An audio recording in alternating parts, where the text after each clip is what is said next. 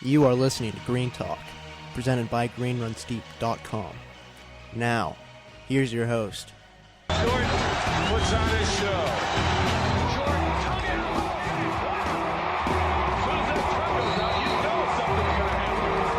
Oh, showtime for Mr. Jordan.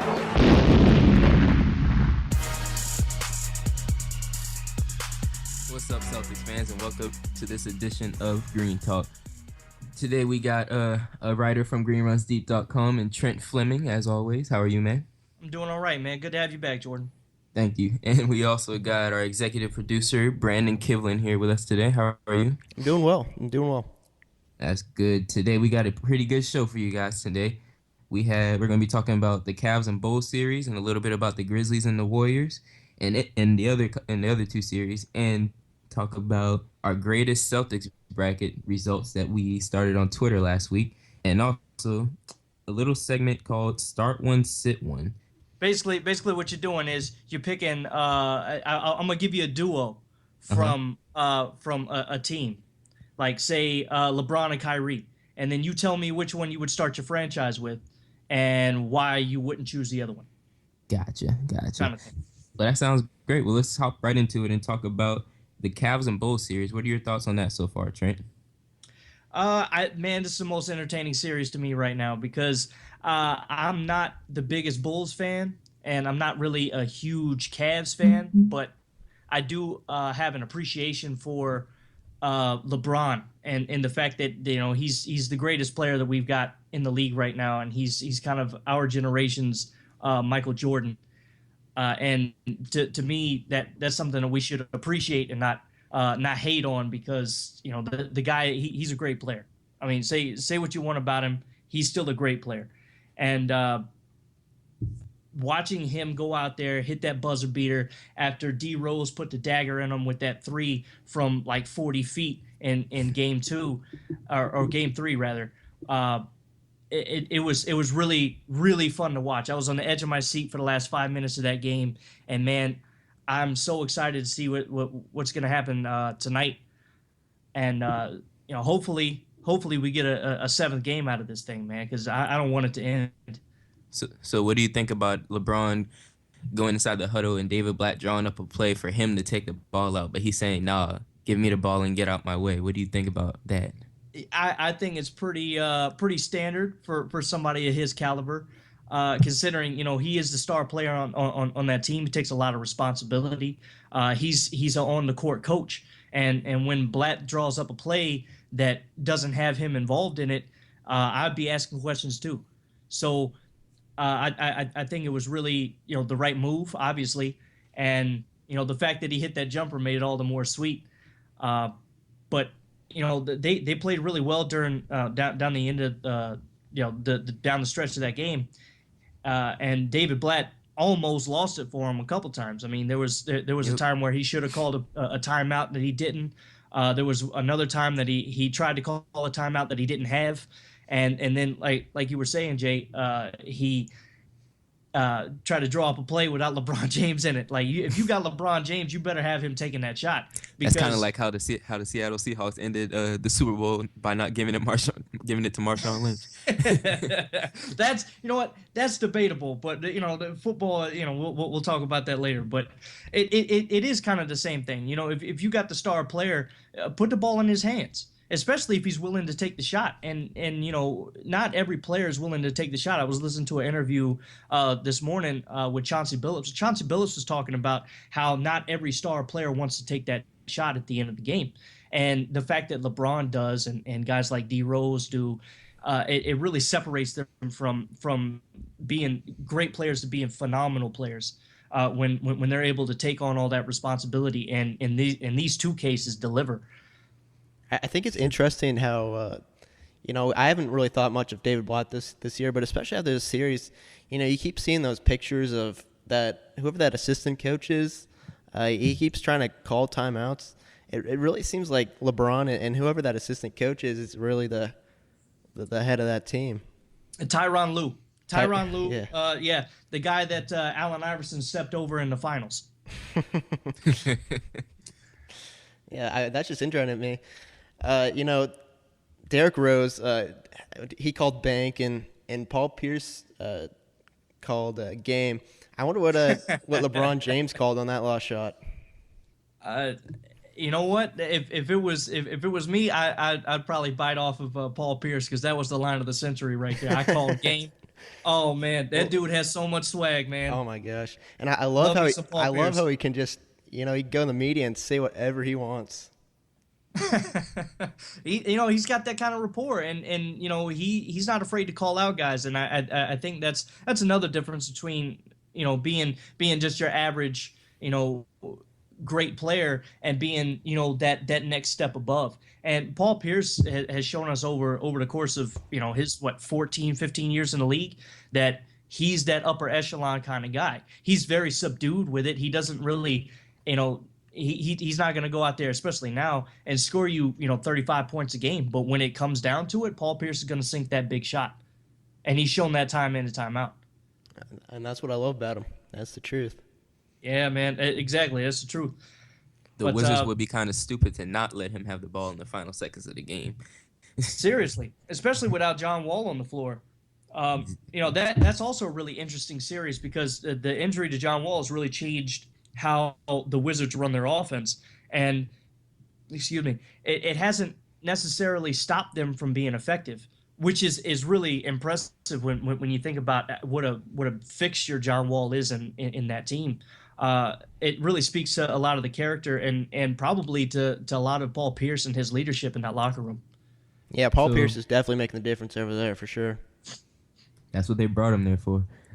So let's talk about tonight's games. We got the Bulls and Cavaliers at 7 o'clock, and then we got Clippers versus Rockets at 9:30. Let's start with the Clippers versus Rockets series. Y'all think it's going to end tonight with the Clippers winning and taking the series? Yeah, what do you think, Brandon?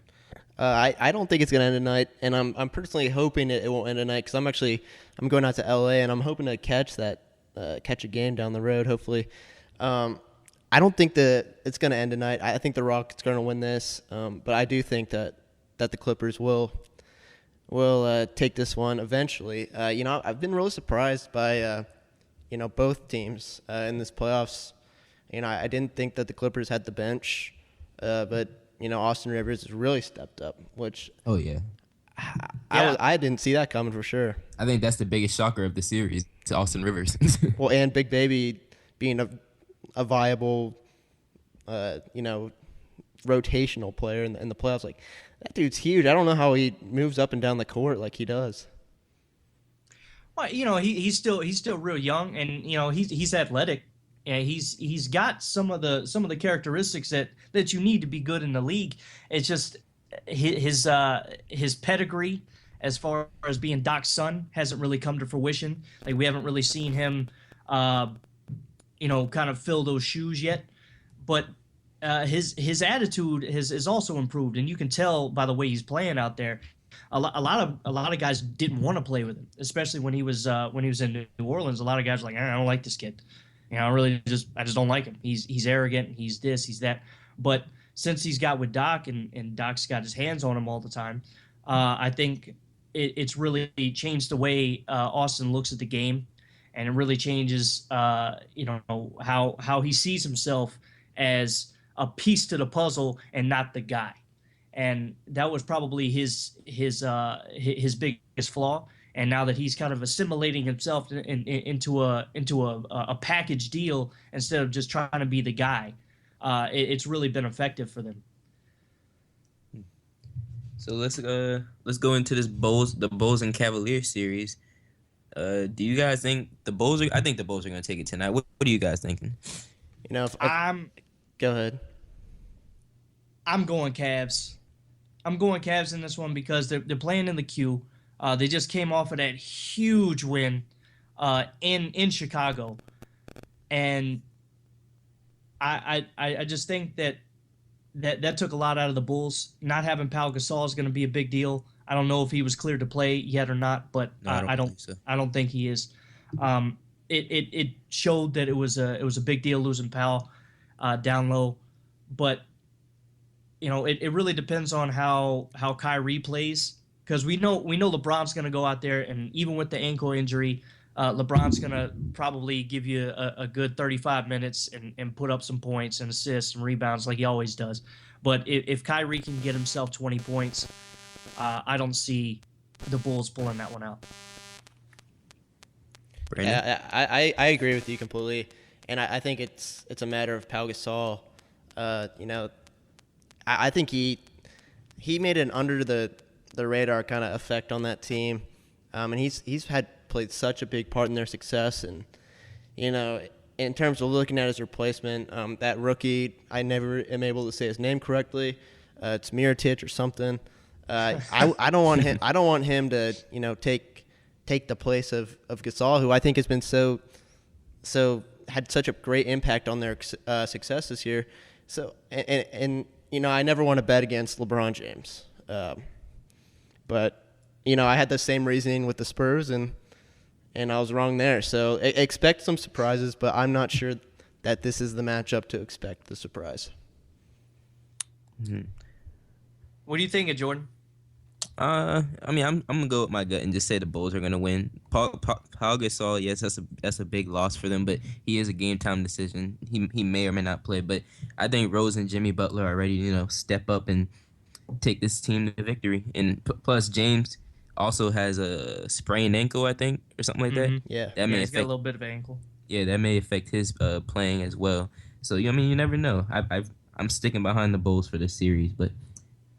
Yeah, let's go ahead and talk about. First let's go ahead and take a break, and then when we come back, we'll continue this conversation a little bit and talk about the Grizzlies versus the Warriors. Thanks for listening to Green Talk, presented by GreenRunsDeep.com. Remember to check us out on Instagram @CelticsNation5, on Twitter @CelticsNation5, and of course the website GreenRunsDeep.com. And now back to the show. All right, welcome back, Celtics fans and other NBA fans. We are back, and we are going to continue our conversation that we were starting before the break and hop right into Grizzlies versus the Warriors. So let's get your take on how the series has been going so far, Trent. Well, it's gone differently than I thought it was going to go. The Grizzlies defense, with Mike Conley and Tony Allen, and those two horses underneath the basket in Gasol and Randolph, those guys have really changed the way that this series was going to go to begin with. Everybody thought that Golden State was just going to run all over the place and hit jumpers and be free-flowing like they always are, but it has slowed down dramatically. Up until last night, I think Curry was hitting, 19% from three? I mean, it was pretty bad.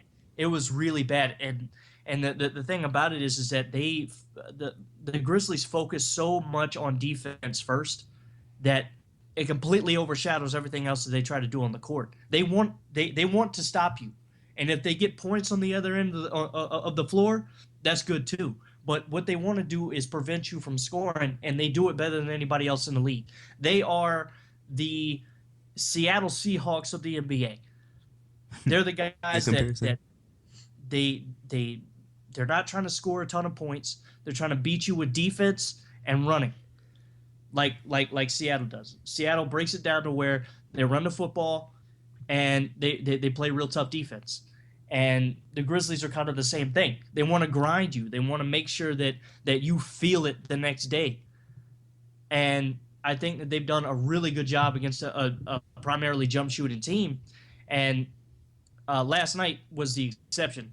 That one got out of hand quick. But when they have their guys going real well, especially when they're getting the ball inside to Gasol and Randolph, and they're running that high pick and roll really well, those cats are dangerous. They really are dangerous, and I wouldn't be surprised if they come out of this series. I was really impressed with them. You wouldn't be surprised if they came out of the series? I wouldn't. Wow. I would not be surprised if Memphis won that series. That's bold.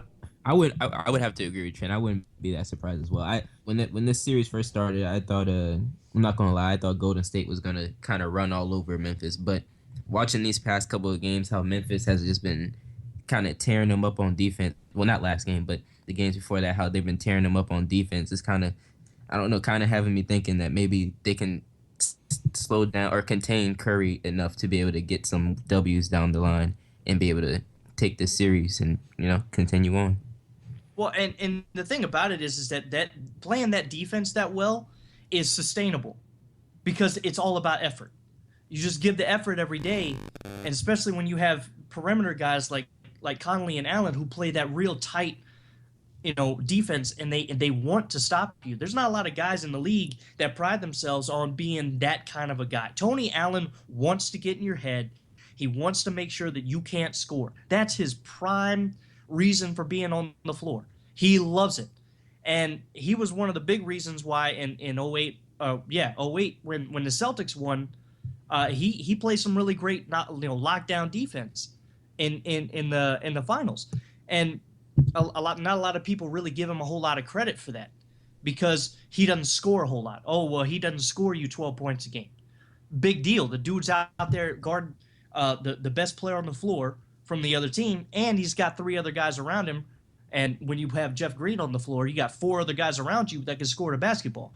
So all Tony Allen needs to do is get his 4 steals a game and go out there and stop the best guy from even touching the basketball, which is what he did to Steph Curry through the first, 3 games of the series. He stopped him from touching the ball. People seem to forget that defense does win games. It really does. It's really phenomenal how effective they are against the quintessential,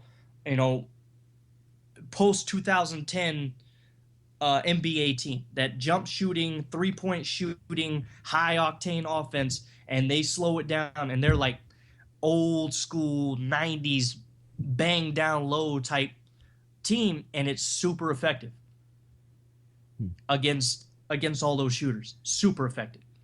Yeah, and I love seeing that kind of game.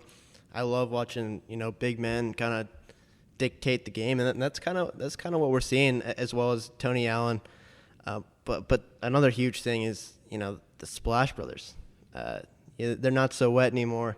Those guys definitely need to go jump in a pool or something, because I mean, Tony Allen is completely shutting down Klay Thompson. You can see the frustration, and yeah, I mean, as you mentioned, it's at the point where those guys aren't getting the same amount of touches, and I can't agree with you guys that I can't say that I'm going to be surprised, that I won't be surprised when they advance, because I still think the Warriors. I mean, I'm not going to count out Steph Curry. He's not going to keep shooting 19%. I mean, last night he looked a lot better. But this is my favorite series for sure. I love what the Grizzlies are doing to the Warriors. I think they match up perfectly. I think this is the team that they match up the best with in the West. And I think if they match up, or I think that if they go against the Clippers in the next round, there's no way they're going to pass them. But I guess I could see them getting past this round. Let me throw this at you real quick. Golden State scored 110 points a game during the regular season. They've only hit 100 points twice in this series, and both times they won. They had 101 to 86 in game 1, and they won that. They scored 90 in game 2 and lost. They scored 89 in game 3 and lost, and then they went and scored 101 points last night. Even though they won those first 2 games, they're still 9 points away from their average during the regular season. That's how good that Memphis defense is. That's crazy. A 9-point differential. They had one of the largest winning differentials in league history, scoring differentials. They were giving up Golden State rather. They were giving up 10 less points than they were scoring on average every game this year, right? They have scored 10 less points during this series than they average. That's crazy. Crazy talk. That doesn't happen, especially to a 67-win team. Never happens. Very true. Well, let's go ahead and talk about their next game, which is tomorrow at 10:30. Who do you guys see taking Game 5? Well, they're going to be playing in Oakland, so remember that. Ooh. I Who don't do you know guys see wins Game 5? if Golden State can get out to a hot start and they can get their guys going real early. I think that Golden State could take Game 5.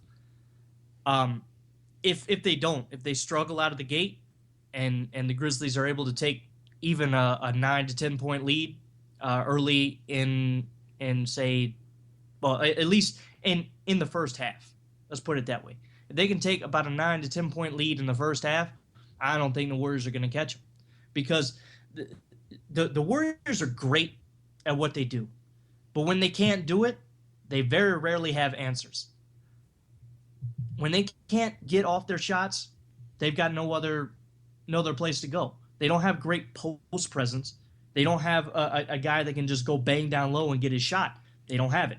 So when they can't throw up these threes and get a bunch of stuff rolling, they're stuck.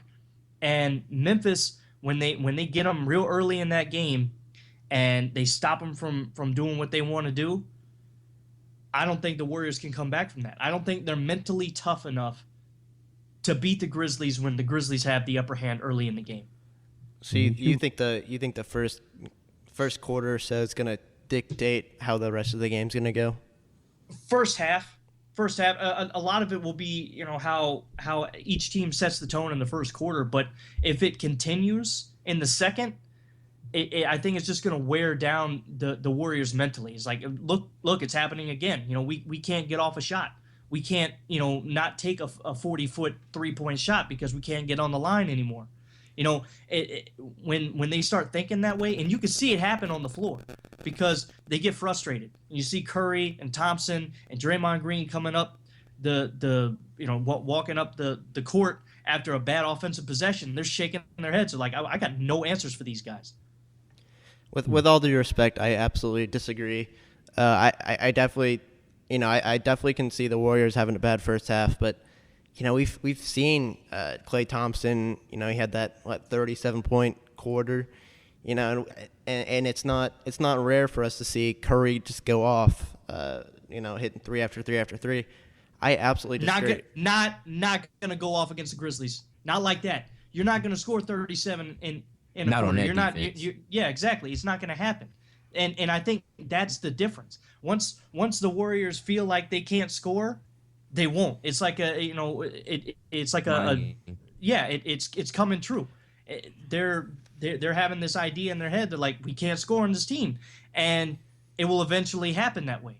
It will come to fruition that they can't score on the team. And I think because they're young and they're inexperienced in that kind of way, they can't fight back mentally to have enough grit and grind at the end of at the end of a game like that to get themselves back together. That's why when the Grizzlies are up 10 going into the half, they very rarely see the Warriors coming back real hard from that. Yeah, they close the gap and they get to within, like, say 5 to 3 points, but then it goes back again. The Grizzlies extend that lead and they end up winning. I mean, they beat them by 10. But not. I mean, this is very interesting for me because not a week ago were you buzzing about how Curry is MVP and you were on that bandwagon big time, in my opinion. I mean, you had every little stat that could support Curry. You're talking like Tony Allen's the MVP now. I mean, is he? I mean, back to my point. How is this the MVP if he's going to get shut down like this so easily, as you're predicting he will be? Look, the regular season is a different kind of basketball. Playing in the regular season is about offense. It's about being able to go out in this shock and awe campaign and just drown people in points, especially the Warriors. That's what they do best. In a 7-game series, when you see these teams every day, it's different because they start to figure you out.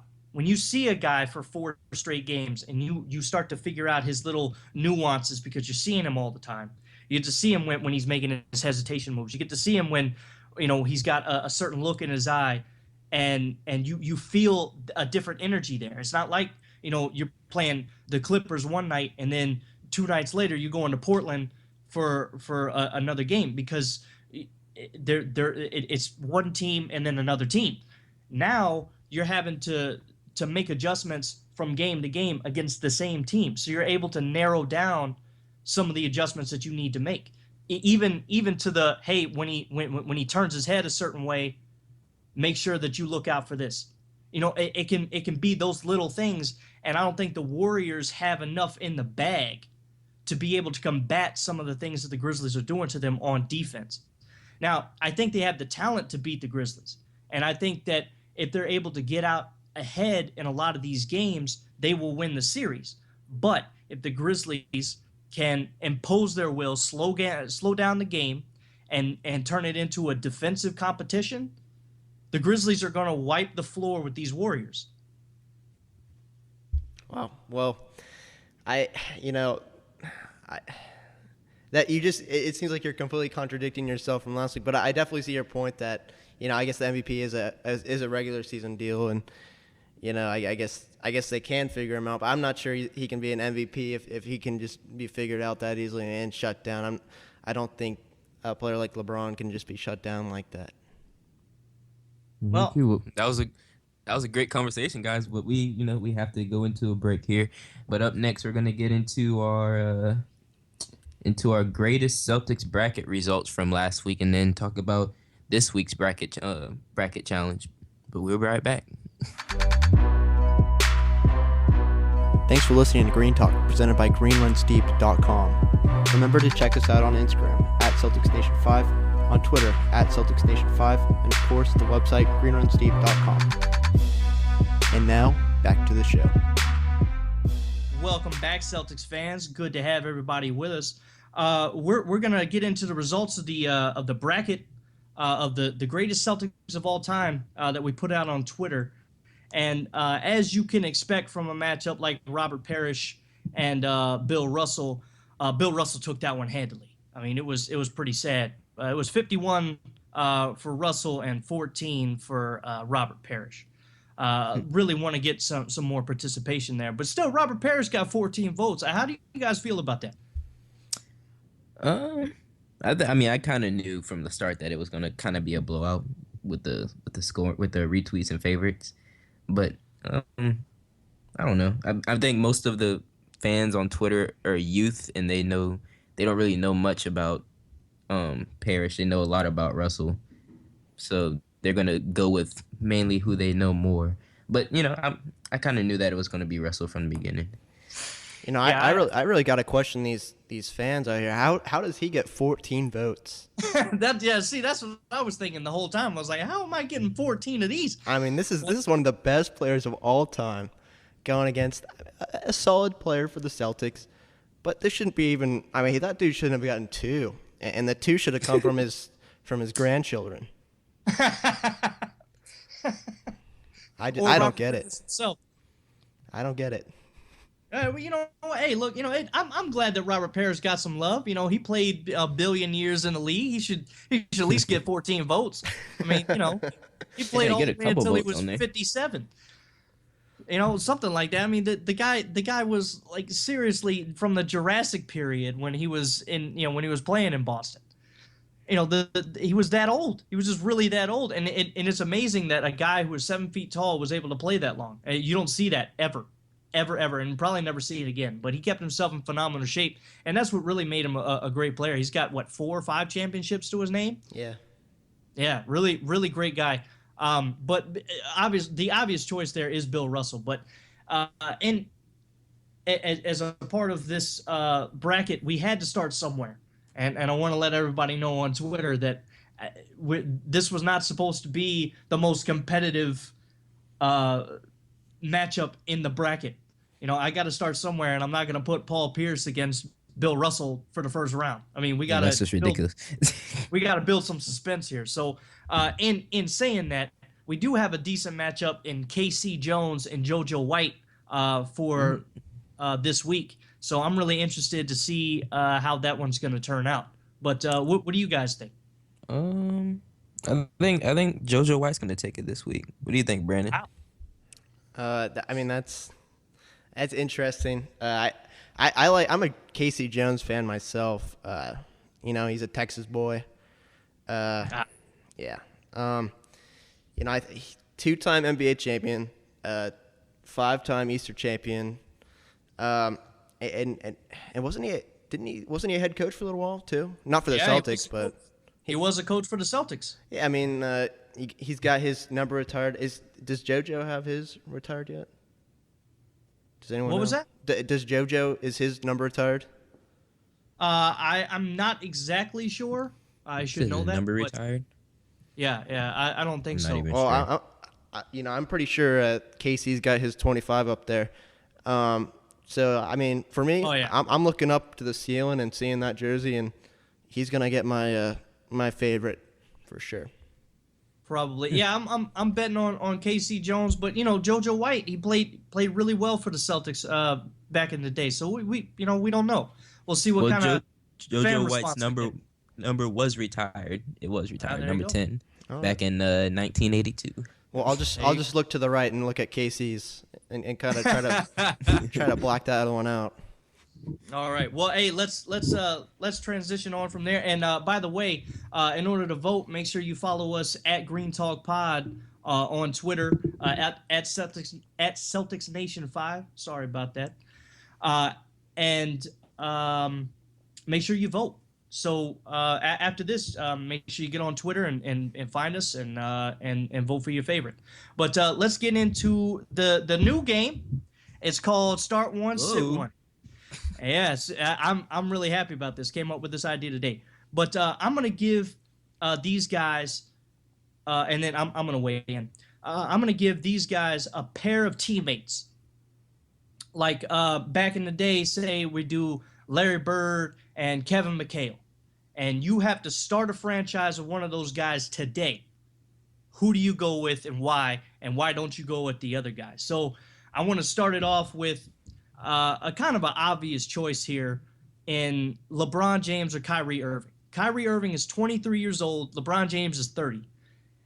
Who do you go with and why? So you're talking about like at this point in time, like this age? Literally right now. Okay.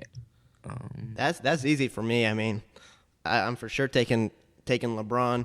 I'll give you my reason why I'm not taking Kyrie first.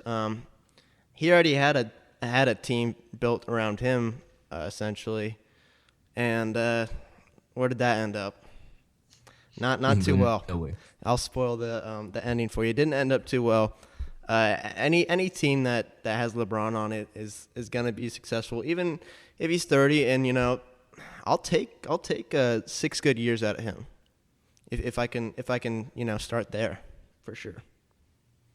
Yeah, I would have to agree. I would obviously go with LeBron just based on the fact that he didn't carry the Miami Heat because he had 2 other superstar players around him, but him going there was a big part in them winning a championship. Kyrie has been with the Cavaliers for a while. They were trying to build it around him and didn't really work out so well. So yeah, I would obviously go with LeBron as well. Well, I'm going to agree with you and disagree with you all at the same time, Jordan, because I think that LeBron did carry that team in Miami. Because without him, I don't think that any of those championships could have happened. He's so smart on the floor. There's no other player like him. The only player that was ever like him with the kind of skill set and the way that he was able to play was Magic Johnson, and Magic Johnson's an all-timer. So for me, it's a very clear choice that you go LeBron despite his age, and try to build off of him because he's the ultimate right now. I mean, again, like he's our version of MJ. So you definitely got to go with him. But the next one, LaMarcus Aldridge or Damian Lillard, who do you go with? Damian Lillard. Oof. I mean, how old is LaMarcus? LaMarcus Aldridge is 29. Damian Lillard's 24. Right now, I would go with Damian Lillard. All right. Reasoning? Why? I want to hear that reasoning. Well, because he's a really good point guard. He dishes the ball out really well, in my opinion. When I watch him, he's pretty decent out there. LaMarcus Aldridge is also really good, but I don't. In my opinion, I don't think you can build a whole franchise around I think it'd be better to build a franchise around a point guard rather than a power forward. And just completely agree with that. I completely agree with that. So I would Brandon, go with Damian. All right. Brandon, what do you got? I'm going to LA all day. I'm Oh. gonna give my another Texas boy some love. Oh gosh, you're such a homer, Brandon. Damn. I don't like Damian Lillard as a player. Actually, I think he's. Wow. I don't think he's. When I watch him, at least, and granted, I'm not able to catch a lot of the Portland games, but when I do watch him, he's inefficient, and he had that one clutch shot last year, that fading three, whatever that garbage was. But I'm not a huge fan. I don't think he's effective or efficient. And I don't think he's a leader. He's not an all-star. He's. I'm going a little more LA all day, and Oh, yeah. blasphemy. That's I don't like. Blasphemy. Sir, let me educate you a little bit on snap. Mr. Damian Lillard. Okay. All right. This dude spent 4 years at Weber State scoring buckets. All right. At Weber he goes to State. the Yeah.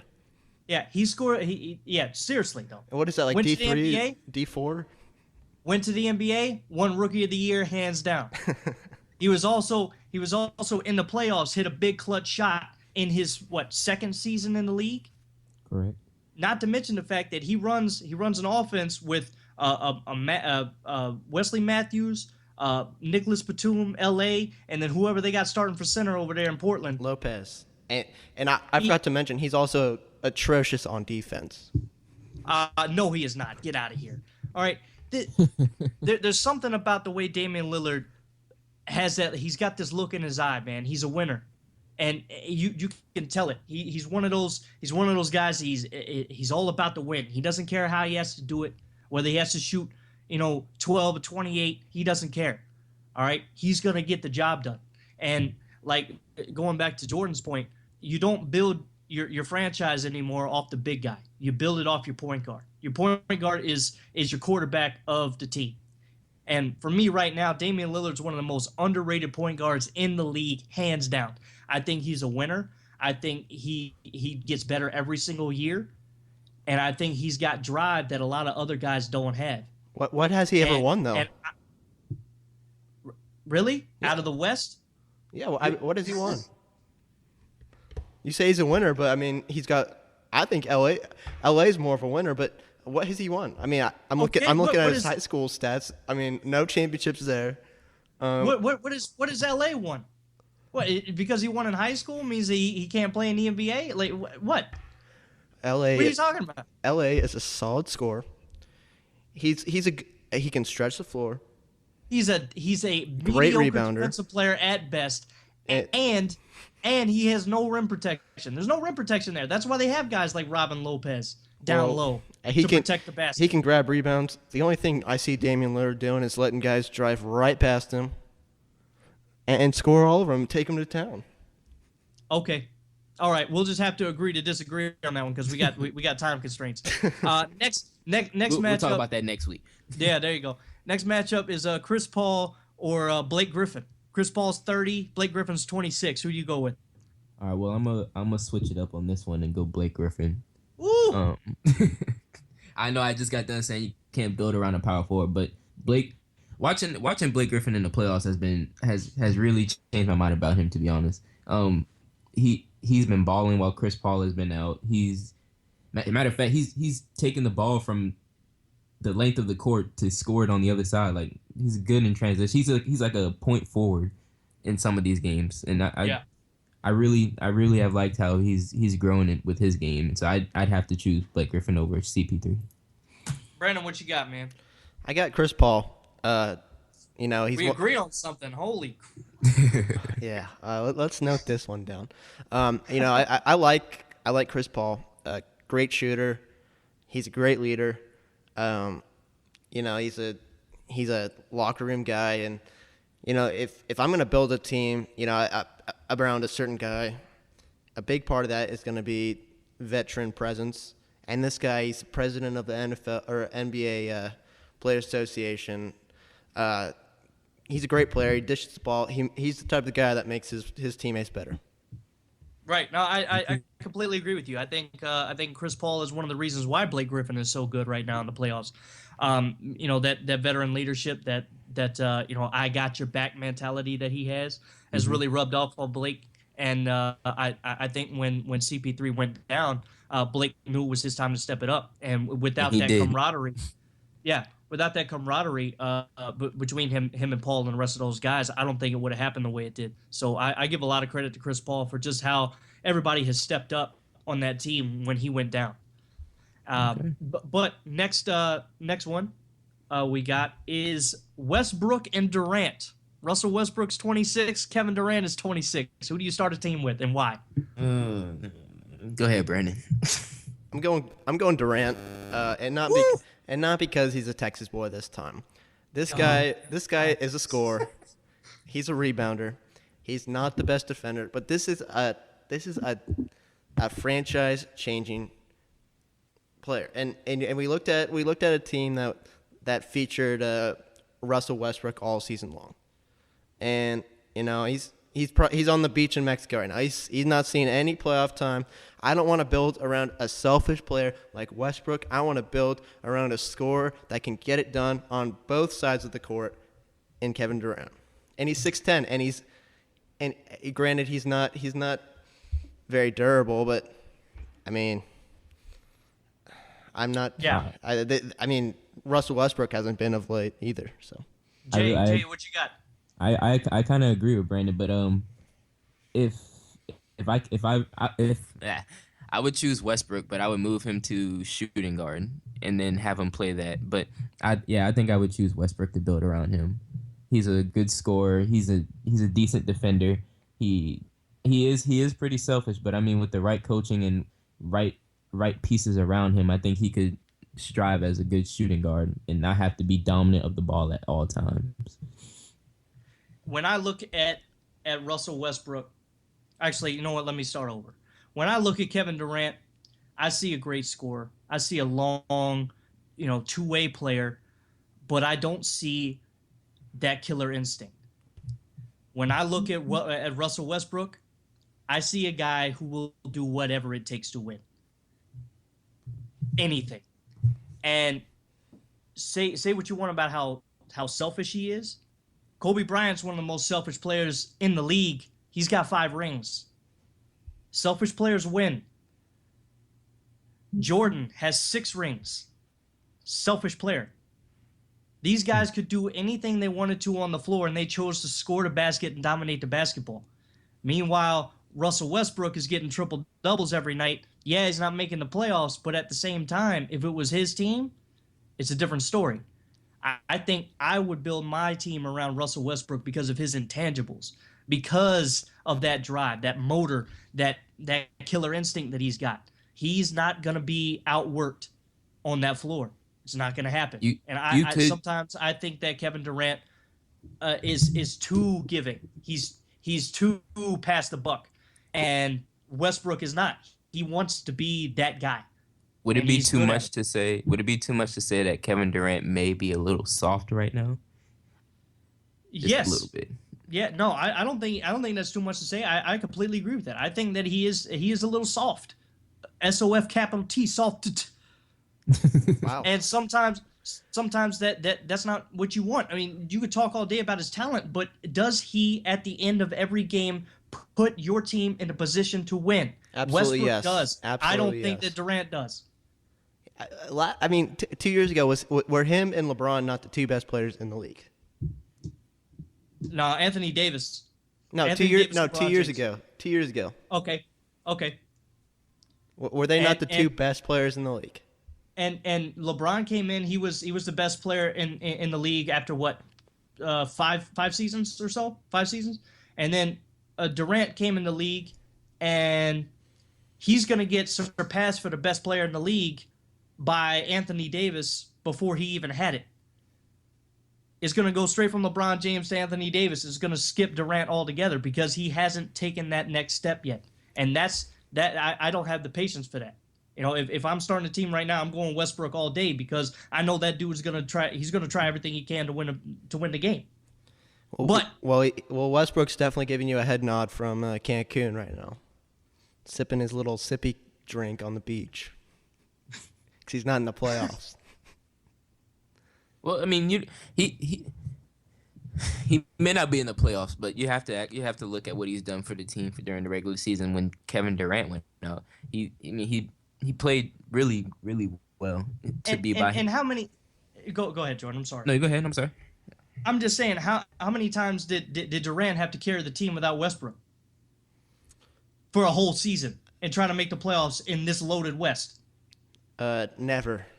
Exactly. So and Westbrook really almost did that. He almost took his team to the. If the Pelicans would have, it came down to one game. If the Pelicans would have lost, Westbrook and them would have been in. So I mean, it came just down to just one game. You can't really put the blame all on Westbrook for putting his all out there every game and just not making the playoffs just by one game. Guy's a beast, in my opinion. But hey, last one, and this is the one I really wanted to get to, and one of the reasons why I wrote down all of this. Jimmy Butler, who's 25, or Derrick Rose, who's 26. Who do you start your franchise with, and why? Butler. I'm gonna go Butler. Tell me why. Oh, I'm sorry. Just because Butler, number one, Derrick Rose's history of injuries. I don't know if I would want to take that chance with him, to be honest. And every time he falls, I freaking get like a heart attack thinking, dang. But yeah, I go with Jimmy Butler. He's a great scorer. He's a really good defender, and with the right pieces around him as well, he would be a really good player to build around. All right, go ahead. That's tough for me because I love D Rose. But if we're talking building a team around a player, durability is a huge factor for me, and for that reason alone, I got to go Jimmy Butler. I'm not sure I would want to build a team around him though. I don't think he's made that jump to being a player that can have that load on his shoulders offensively. He can do it defensively, but I'm not sure he can do that offensively. And I definitely want to build a guy. Why is that funny? Because he scored 20 points a game this year, and D Rose played 40 games, and scored what, 15 points, 16 points a game. All I'm saying is when I look at a guy, and Butler can't be the guy that scores, and is the big two-way player for a franchise. You're out of your mind, Brandon. Well, I'll tell you why I'm not out of my mind. Butler, he doesn't. I mean, he's an all right 3-point shooter, but I mean, I don't see him like what's in his like forte in terms of his offensive moves and capabilities. I mean, he's athletic. He could get up there, but I don't like. I just don't. I'm gonna disagree with you, and you can throw any stat you want, but I don't think he's ready offensively. I'm not saying that next season he might make this big drastic step, but I don't. He's not. I wouldn't necessarily want to build a team around either of these players. But if I have to choose, I'm going Butler. If you had to choose, you go Butler. Yeah, that's what I'd have to choose.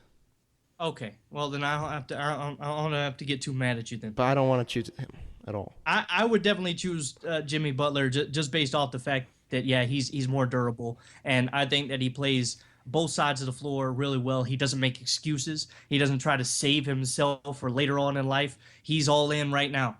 And if I'm a GM and I'm trying to put together a team that wants to win, I'm taking a guy like Jimmy Butler before I even consider taking a guy like Derrick Rose, because I don't think Derrick Rose is there for the winning. I think he's there for I'm the hometown hero and I'm this and I'm that and all of this stuff. So I'm done. I'm done with all that. I'm going Jimmy Butler. Well, ladies and gentlemen, this has been a good show today. It's pretty short from our other shows, but it was good nonetheless. We'll end it right here. This has been your host Jordan, Trent, and Brandon in this week's Green Talk, and we will see you guys next week. Bleed green.